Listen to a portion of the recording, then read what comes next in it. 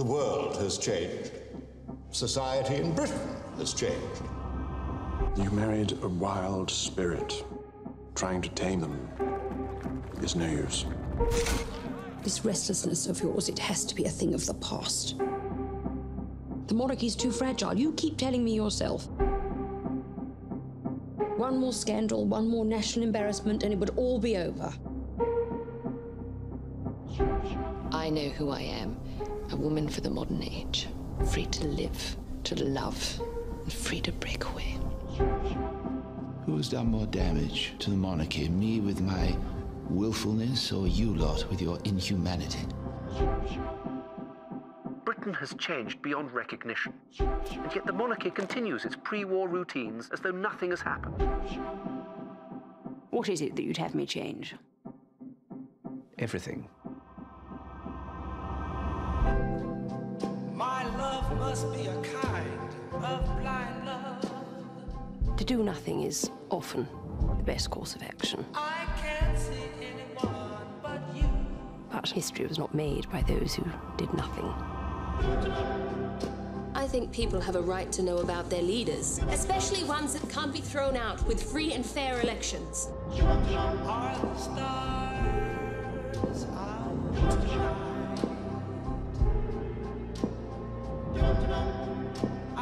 I will earn their respect. Right now, I am currently outranked by my 8-year-old son.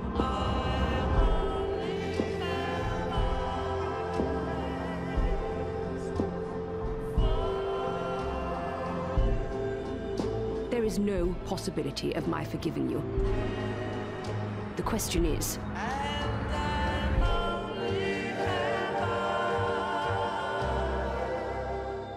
how on earth can you forgive yourself?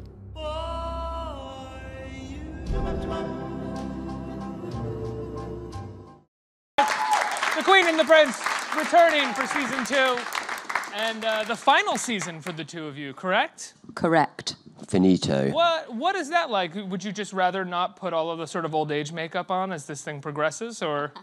We wouldn't need it at a certain point. Oh, God, yeah. Yeah, by that point we'd be old enough. But no, it was always, it's the end of the 20-episode story of us two playing these two. But is the show moving on after that with new cast? Yeah. Yes, the show must go on. Literally. That's the end Without us, that's it, yeah. Does that feel good or bad, leaving behind a character? Because sometimes it does feel with television shows, after 2 seasons, things kind of peter out and it needs something else to sort of juice it up and give it something new. Do you guys feel happy sort of leaving after two seasons? Ending on a high note, if you will? Yeah, for that exact reason, I think. I think it's very tricky to sort of keep an actor really interested over 6 seasons. So I think this gives it a chance at renewing itself a bit. So where are we now? Where do we pick up off? And I mean, I've seen a number of episodes, but so we hear. How many? I've seen 2, and it's so. I will tell you, it's so nice to have this show back. It's like one of the most handsomely filmed shows on television or streaming television, whatever we like to call it these days. It's really beautiful. But why don't you tell us where the Queen and the Prince are when we pick up in season 2? You go. Well, the last time you sort of see us together in series 1 is when You're sending me away. You're choosing to go away. You're going on a royal tour for 5 months. Yeah. And so you leave the first series with this really fractured, sort of awful, non-communicative marriage. And it's pretty much, the next day, where series 2 starts. There's no time jump at all. His departure is imminent. But you don't start there. You start the first episode. You start, is it 6 months down the line, and then we sort of flash back in time, which is a really interesting way of doing it. I think it doesn't start as just like this is the next step. It's kind of this is where we end up. How do we get there? And then things just continue to go. Get worse, really. Get worse, yeah, from then on. Get worse in their marriage. It's a very tricky time for them. What's so wonderful about this show is it's a show with high stakes on a world stage, but what it really focuses on mostly, it feels like, is this sort of interpersonal relationship between these two and how they, sort of what they go through is very relatable, I think, for any couple. You have a kind of midlife crisis at this point. For the both of them, Elizabeth is going through a sort of crisis of identity in terms of what the how the society is changing and who she is. And the prince is going through a crisis of confidence, which is a kind of masculinity crisis that men face in their mid-30s or however old he is. Sorry. Men face in their mid-30s. I'm in my mid-30s. Does that sort of help you guys as actors to sort of think about the world stage stuff as well, as that you can kind of hold on to the grounded aspect of their identity within those scenes as well?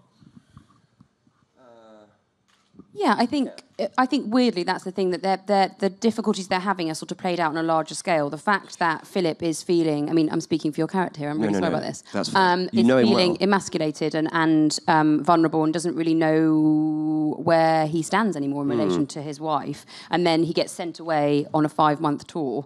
I think that's the thing. That you know, it's not like they're living in a house together for just forever. Like, you know, the circumstances of their marriage are put under more strain because of the public aspect of it, and also because of their duty that never ends. They've got a full-time job that's, you know, 24 hours a day, 7 days a week, and it never ends. So, yeah. Yeah, I concur. Expand. Well, said very little so far, man. Well, it's early.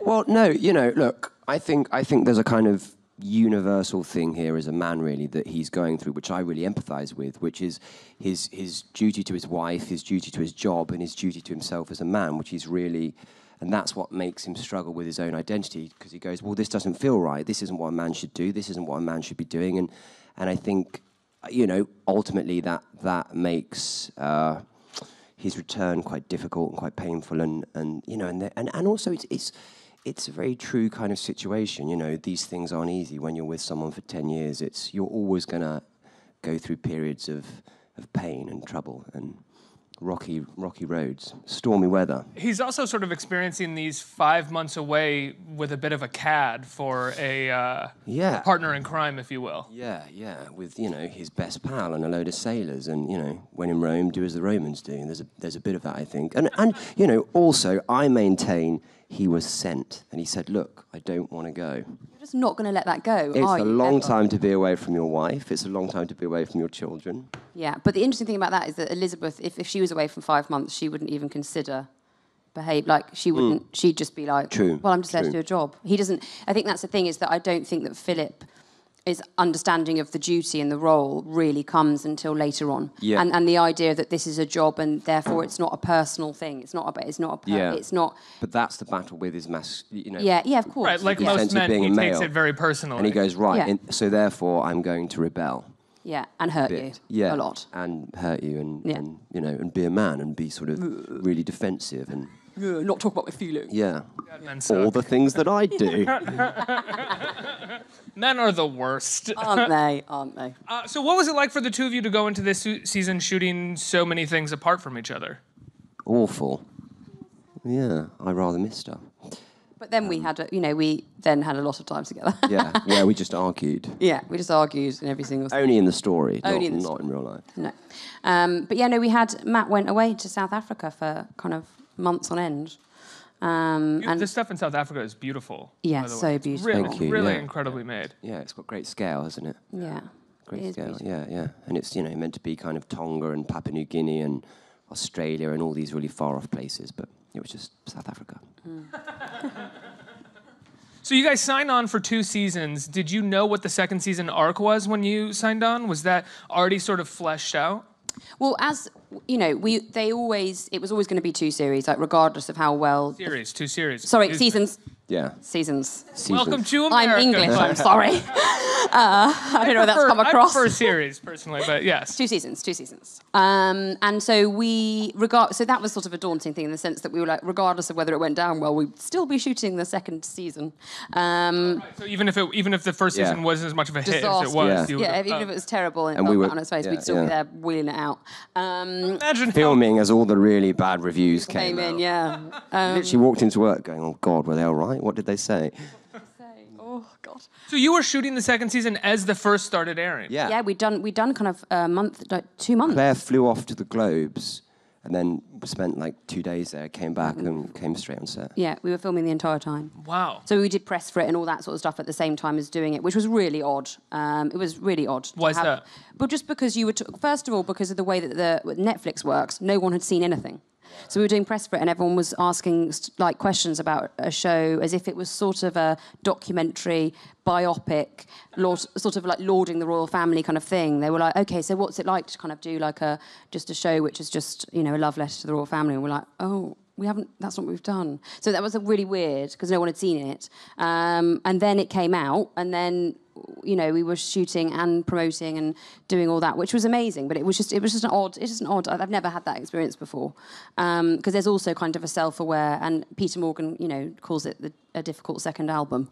Because somehow when people love something, it comes with all these other pressures of, you know, people like it now, so do not get it wrong. Well, you're lucky, though, that before the first one even came out, the second one was already planned. Otherwise, you'd have sort of writers and directors operating under the sort of confines of this last one was great. How do we either break that or expand it or change it around? You know, he doesn't work like that, does he? He writes every single one. I think he has every intention.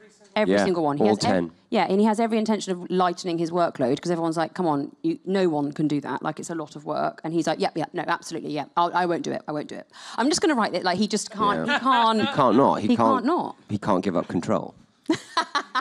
Or he just loves it so much that he needs to. And he's so good at it, you know. And all 10 are there. They're ready. The day of the read-through. And I've never had that, really, ever. Not all 10 scripts ready to go. Is he on set with you guys while you're shooting as Not well? really. Is he sort of still writing while... Well, we have a rehearsal period where he sort of writes when we're in the room. That's quite strange, isn't it? You know, we'll be rehearsing and then he'll go, actually, no, that's not very good. And he'll go away and he'll write and he'll go, this is the scene. And he does it like on the spot, which is, I've never seen that with a writer, really. How do you have the confidence to do that as a writer, I wonder? You're you know? that good. Like, he's that good. He writes every single day of his life. Yeah. He couldn't not do it. And he gets up at like 5 5 and writes till midday. To be like, I just wrote this, now we're going to commit it to film for forever, rather than being like, I just wrote this, please, everybody look at it and tell me if it sucks, and then maybe we'll commit. No. He has complete conviction. Complete conviction. Unbelievable. Yeah. And it's, you know... I mean, it works, obviously. Yeah. He's not wrong to have his conviction. Yeah. He's been proven time and again, I think. So wait, I'm curious, what has, and maybe I should have just looked this up, but has the royal family, the real royal family, ever watched the show? Have they spoken to you about it? Have they reached out? Have they commented? No. No. We know that the younger generation have watched it, don't we? They must have Netflix, right? Someone who knows someone got an email from Princess Eugenie or someone saying that she'd watched it and that she, you know, really enjoyed it. We hear a rumour the Queen's watched it with the Earl of not the Earl of with her son, no, with Charles, with Andrew. Andrew, really? Yeah. Well, isn't that a rumour that was going around? I don't know, is it? She's quite up there in age. I imagine her watching it with her being like, "Who's that?" But that's you, Mom. That's you. Grandma, they're playing you. Yeah. Well, I think she would. I mean, if she did watch it, I think she would absolutely love certain. I think she, you know, loves seeing her sister, played by Vanessa, because I just think it is so true. I mean, in my head, it's so true to kind of the character and the vivacious character that she is, and also certain things, like I think she would have loved to see the coronation and to see the royal wedding. Yeah. Because they're things bits of Africa, maybe. Yeah, and bits of Africa, maybe. Well, she might be like, I love seeing it because it was nothing like that. We were sweaty. Yeah. Scared of getting malaria, and like, you know what I mean. That actually she might not kind of see it like that, but yeah, because she loves the regimental kind of aspect of her role and the history and tradition of it. And a lot of that is in the first series in the sense that we were quite faithful to a lot of that. Do you guys miss Lithgow this time around? Oh, yeah. Yeah. Sweetest man. The best man. Yeah. The best man that's ever lived. The kindest, the most genuine, the funniest. What an actor. He took me to see Arsenal-Liverpool, which was amazing. I love John Lithgow. Took you to see what? He took me to see they went to the Arsenal-Liverpool. He was like, do you want to... And he knows all like the top people at Liverpool. And everywhere. I had dinner with Kenny Dalglish, and then I got in there, and everyone's like, John! And I'm like, oh my God. And I'm meeting my heroes. I love that, man. Man crush. He's an amazing ambassador. That's my man crush. You should send him. You should send him just abroad, just to countries, just to be like, hey, I'm American, or he and I'm should amazing. be the president. I mean, that would be He'd be a great president. It would be in great I mean, hands. I could be president right now. It's not. It's not like It's a better Lithgow would be alternative. amazing, but really anybody but. Yeah, Like, it's yeah, okay. yeah.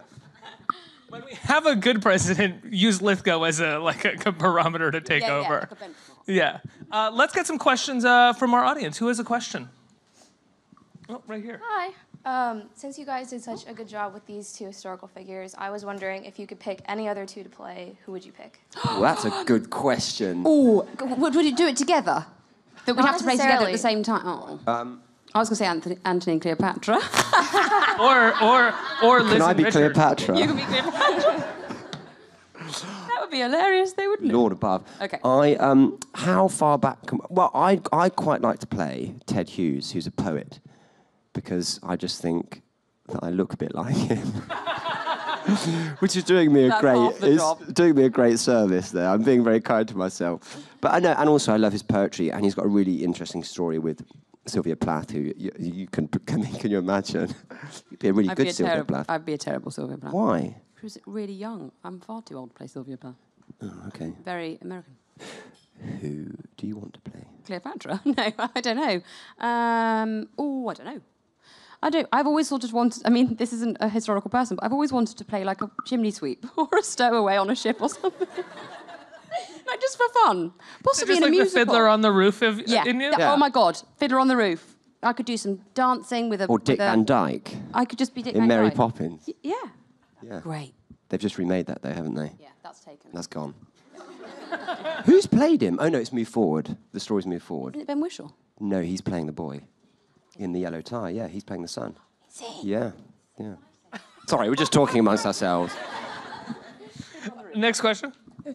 Hi, I have a question for Claire. This is actually the second time you're playing royalty, because back in Wolf Hall you played Anne Boleyn. Did you take anything from that role and apply it to the crown, or was it two separate experiences for you?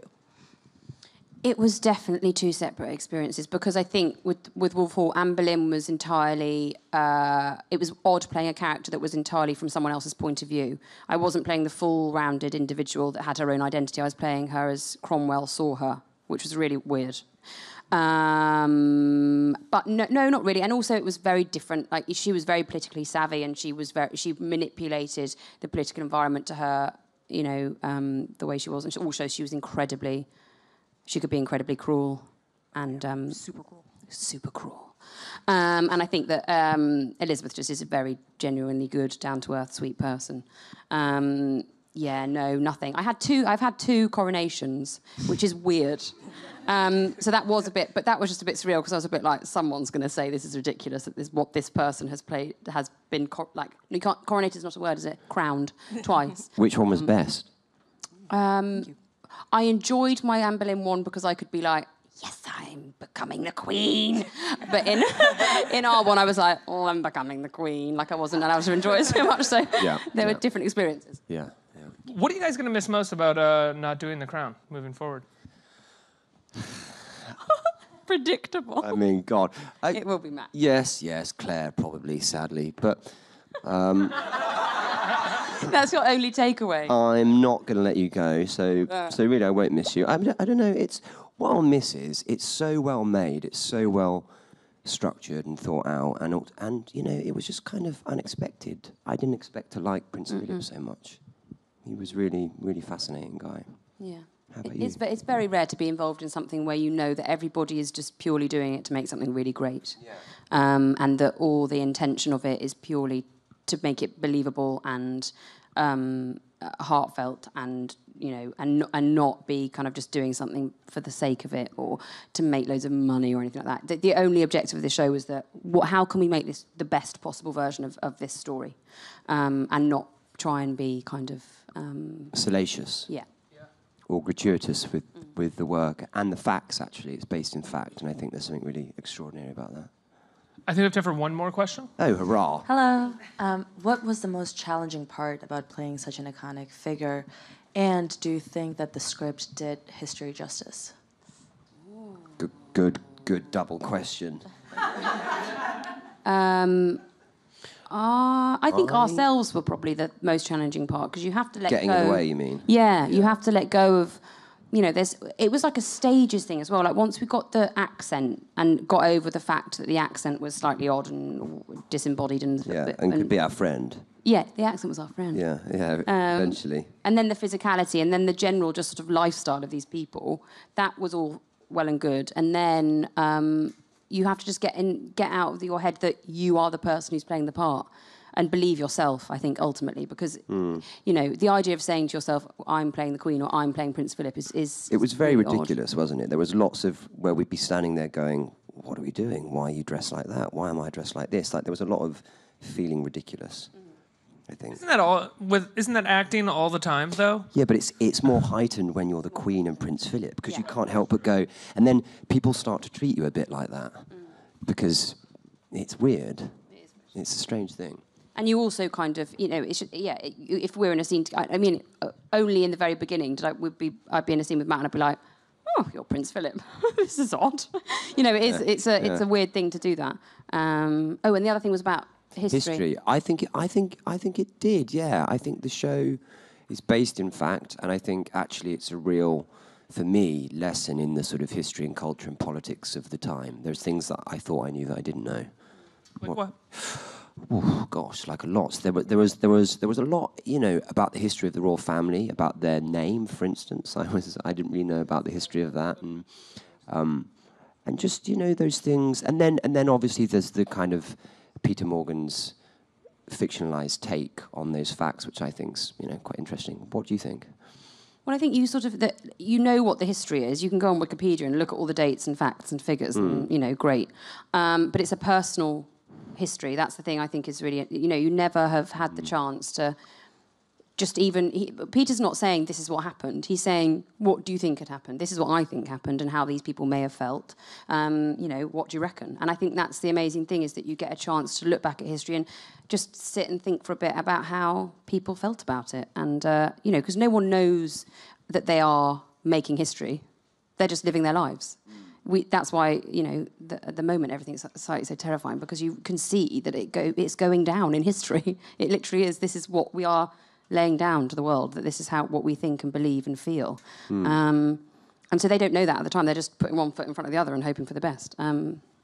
As much as it's the feelings are for the most part fictionalized, because we don't know exactly how people were feeling through these historical moments, is it strange to sort of relate to those feelings and feel like you relate very much or to the Queen or to the Prince and be like, oh, I feel like this, and the Prince might have felt like this, and the Queen might have felt like this? I know. I quite like that. That's why I sort of quite like him, because I went, well, actually, I don't think I'd want to kneel to my wife. Well, there was like, I really engaged with his sort of maleness and his kind of alphaness, and also I've sort of become quite protective of that part of him, which I think you do with any character really. But there's a lot of kind of preconceptions about Philip, which are actually misconceptions, I think, and he's a much richer personality than people give him credit for. I have found through playing him. What do you think, Claire Foy? Well, I just think... I love that you keep throwing it back to her. Yeah, Your turn. I keep going, I've got away with that one. Keeping it even. But no, it's because that's what acting is, isn't it? I mean, that's what I learn about what I do for a living, is that it's amazing to just get to know different people and not judge them and come to them completely going... No, and that's why it's amazing, actually, knowing the decisions that, knowing if you're playing someone from history, you know where the end point was, and the kind of challenge of not end gaming and not knowing that they know they're going to get there. That's where they arrive, but how on earth do they arrive there?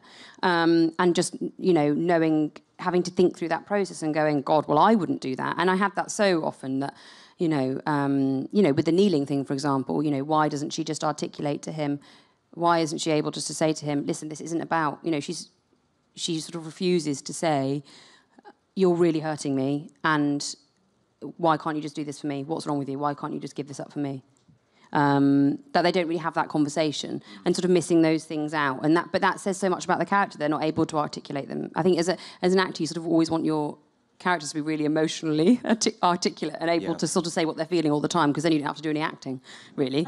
And they're not, are they? They're not, and that's why Peter's writing is so amazing, because it's what he leaves out, which is the story. For you, the acting is often everything between the lines.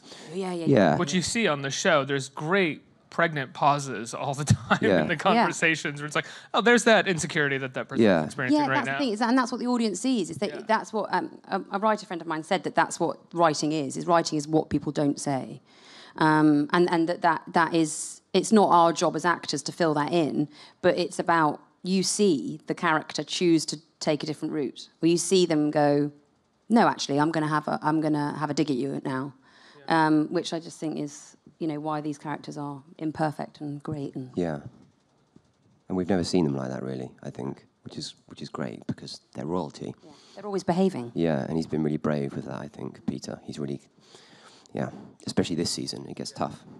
Guys, I love the show. Congratulations on 2 seasons, on a job well done. The 2nd season premieres on Netflix December 8th, I think, in its entirety, I would imagine. That's how things are done around here, right? That is. Yes, all in one go. Claire, Matt, give them a round of applause, everybody. Thank you. Thank you.